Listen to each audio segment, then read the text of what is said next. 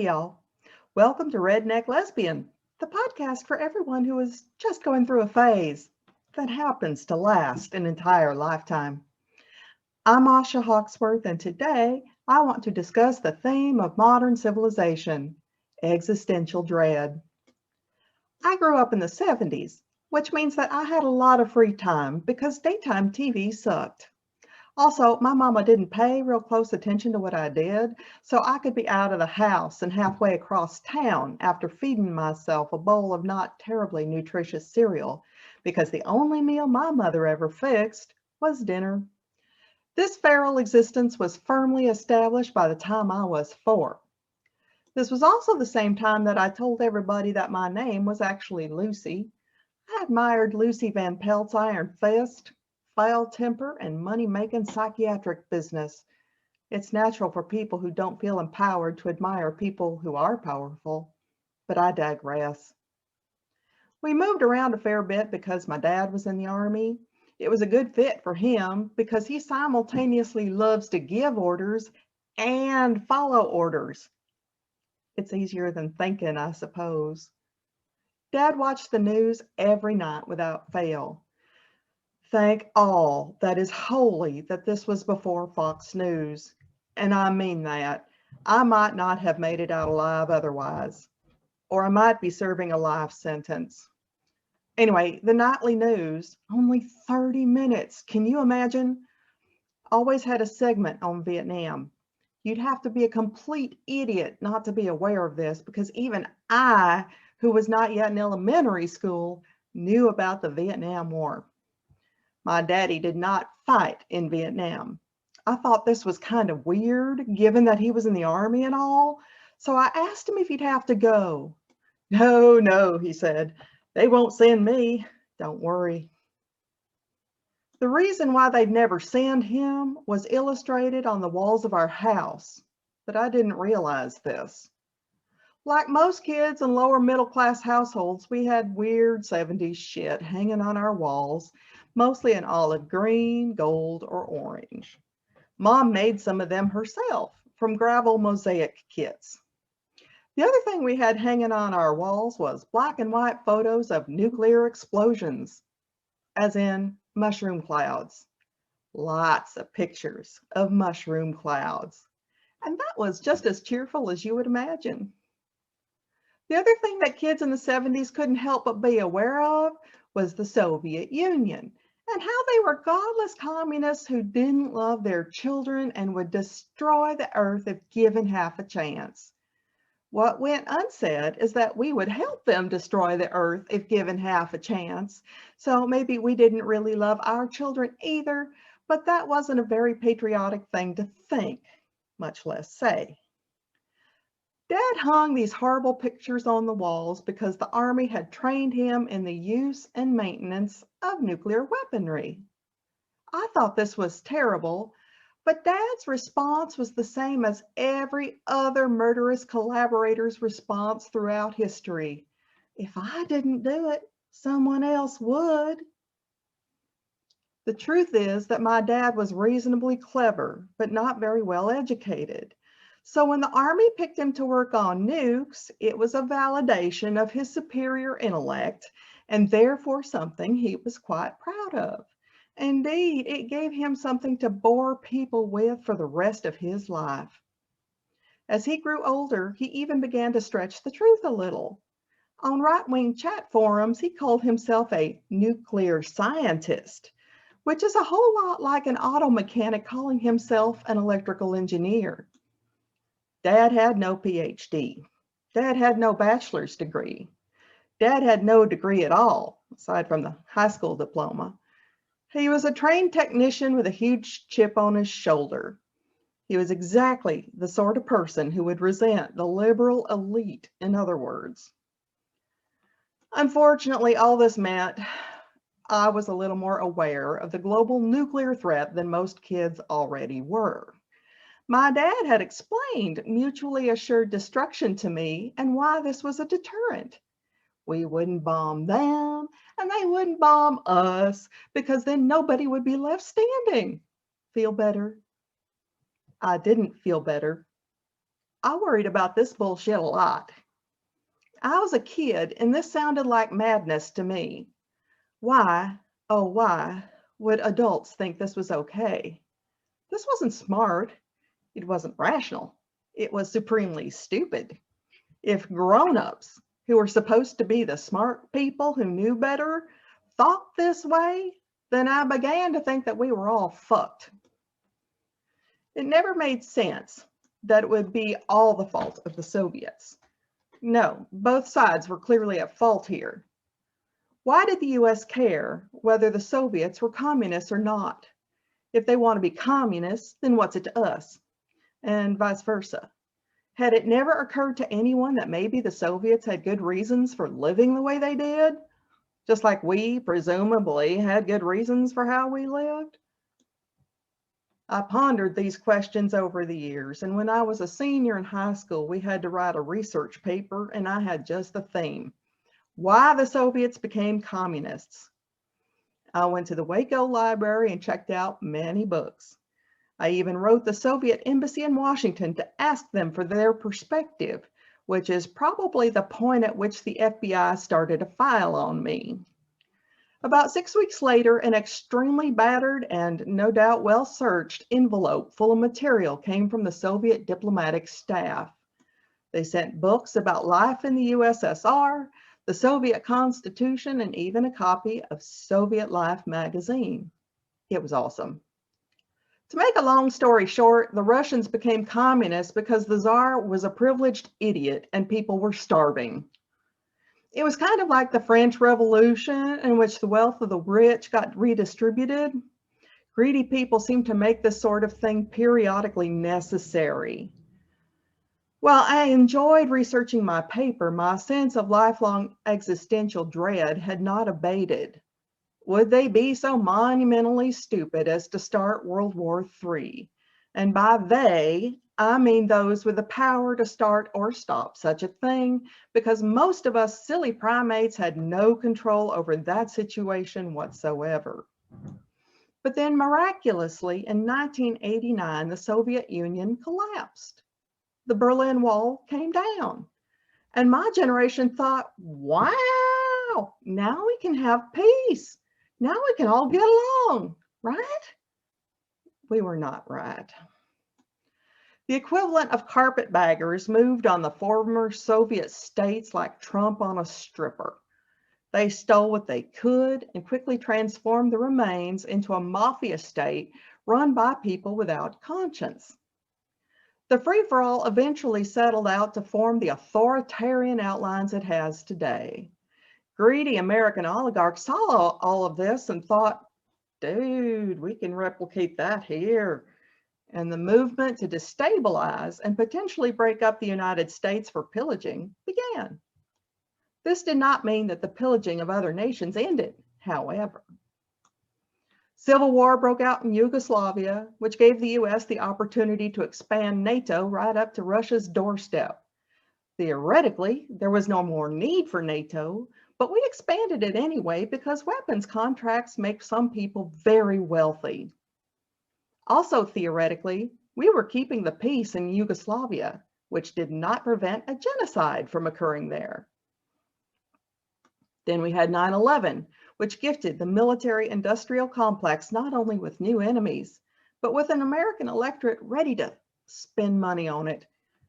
After 20 years, America is currently tiring of spending trillions on unwinnable wars in the Middle East. So of course, China has to be our latest bugaboo. We have to double the size of our Navy, and so on and so forth ad infinitum. The existential dread I grew up with has not gone away. It has simply changed and been joined by the doom of climate change and ecocide, which leads me to the question, why on earth have we collectively decided that this is okay? Who would willingly choose to live in Mordor with a horde of orcs on our doorstep? In my last podcast, I talked about demonic forces, which is something that many spiritual people avoid discussing for a variety of reasons. Evangelicals, on the other hand, see Satan's hand in anything that isn't explicitly Jesus or something they approve of. That loud music? Satan. Dancing? Satan. Democrats? Satan. Taxing the rich? Satan. Feeding homeless people? Satan. Bringing guns to church? Jesus. Unaffiliated spiritual people, New Agers, and pagans of all stripes tend to avoid discussing the demonic because archangels, ascended masters, and other beings of light are so much nicer. And of course they are. But if you don't learn about darker entities in your Reiki workshop, then how the fuck are you supposed to deal with them when you encounter them in real life? I once knew a Reiki instructor who got in a relationship with a guy who was clearly entity attached. He was one dark dude. It didn't go well. If we're going to make it, humanity has to look at not only the dark influences on our society, but how normalized they have become. It wasn't always this way. There have been many human tribes who managed to live peacefully in supportive communities. Many such peoples were Indigenous Americans, Africans, and Australians. They had communities for thousands of years that worked together in a common culture to provide for themselves. If someone in the tribe had gotten the idea to hoard 99% of the tribe's resources, they probably would have been at least exiled, because that's crazy thinking right there. So I'm not buying the argument that humans are naturally violent assholes and there's nothing we can do about it. This doesn't mean that warlike tribes didn't exist. They did. Humans made choices then, just like they do today. Now, let's look at some of the things that we take for granted in our society, which are actually pretty dark. And a lot of these things are promoted by religion. Let's take judgment, also known as the evangelicals' favorite pastime.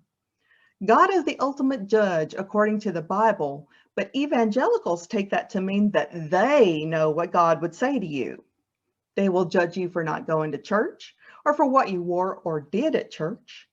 They will judge your family, your house, your car, and every word from your mouth.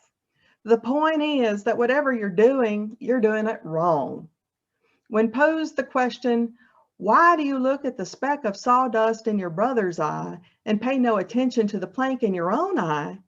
Evangelicals assume that's a rhetorical question. Now, judgment is not the same thing as schadenfreude. Schadenfreude is a perfectly valid pastime. It's that smirk you get when a guy honks at a slow little old lady in the crosswalk and she bashes his headlight with her umbrella. Or when yet another Republican hypocrite goes to jail for fraud or sexual crimes. That's just an appreciation of karma in action. But it's a short walk from judgment to cruelty, because any amount of cruelty can be ignored if you rationalize it with your judgment. For example, if you think all homeless people are lazy, then they're getting what they deserve. Details like combat PTSD, mental and physical illness, and a sudden change in circumstances don't matter at that point. But we hardly limit our cruelty to the homeless. Our society thinks poor people wouldn't be poor if they would only quit spending all that money they don't have. Hungry people wouldn't be hungry if they weren't lazy or had bad habits. And people going broke for hospital bills they can't afford must have fucked up somehow, you know. There's always a reason. Some people even think that other people get cancer because they ate too much fast food or used Teflon pans. Blaming the victim is just what we do in this society until that victim becomes us, and then we're marching on the Capitol.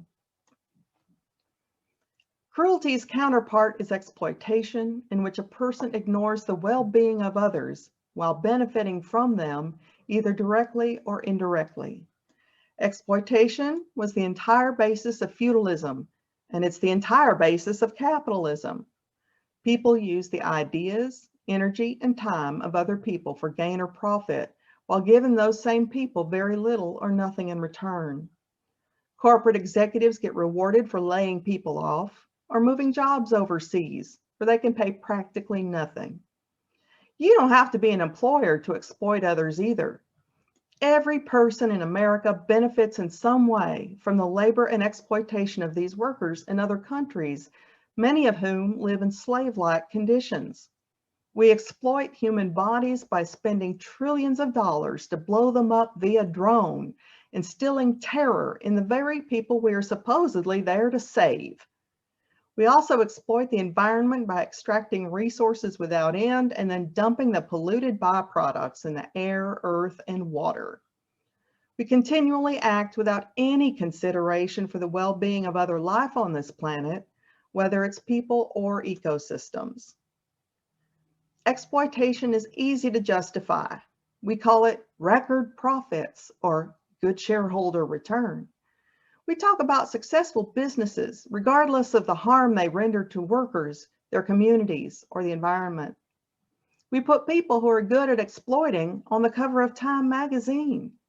We lionize their success with media adulation and nod approvingly when they run for president.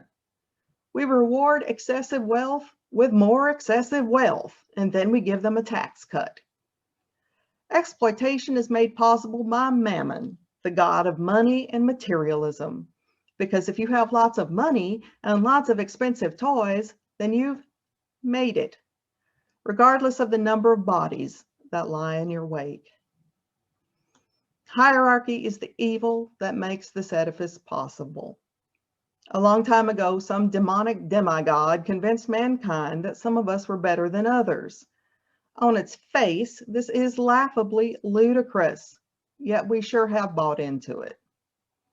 First, we allowed royalty to rule over us, some wild coincidence of birth that would allow some people to want for nothing, while others wanted for everything. The royal hangers-on, opportunists all, were given aristocratic status, which of course meant that they were better than the common rabble. These so-called betters were allowed to own all the land. They allowed the peasants to work this land and keep some of what they made, just enough. And the early Christian church instituted a strict hierarchy of their own and competed directly with the kings of Europe for control of everything. To keep the peasants in line, they told men that they were the masters of their household so that they too would have someone to boss around. Later, other opportunists decided that the accident of birth was too restrictive, so they learned to exploit and amass their own wealth, directly challenging the aristocracy and eventually winning. But they didn't let go of hierarchy, they remade it. Most of the companies in the world operate on hierarchies, with a CEO at the top, layers of managers in descending order below, and then finally the worker drones, who have no real power anymore, which is by design. In this paradigm, democracy has no place on the job. A board of aristocrats still calls the shots, and the worker peasants implement, preferably as cheaply as possible. Hierarchy is what makes exploitation and cruelty possible. It is the judgment that says that person is worthy, but that person is disposable. The demigod sets himself up as the apex of this hierarchy and demands obedience in exchange for his toxic and conditional love. His followers pay it forward because shit rolls downhill. Even today, white evangelical men reign supreme in their household, followed by their male sons, then the wife, and lastly, any daughters. It goes without saying that our sense of hierarchy has racial implications, with the white race on top of the pyramid. These fundamental principles in our culture go unquestioned every day. We just accept that the world is this way as though it were somehow natural. Modern Western culture sees itself as the pinnacle of creation, the inevitable outcome of evolution, so we can do whatever we want with no regard for the consequences, including creating a class of the uber wealthy, held up and funded by massive poverty and cruelty. I put forth that these ideas were cultivated over time and that they are, for lack of a better word, demonic, or evil, sociopathic, or fundamentally unloving. Just pick another word for very bad. People who believe that cruelty and exploitation are warranted, that money is evidence of their godliness, and that hierarchy is natural, are deceived. Anyone who gives lip service to the love of Jesus, who said, "Truly I say to you, as you did it to one of the least of these my brothers, you did it to me," and then turns around and ignores the plight of their fellow human beings, is deceiving themselves. The evils we have deemed godly in our society are the problem. There is no love in cruelty, exploitation, or hierarchy.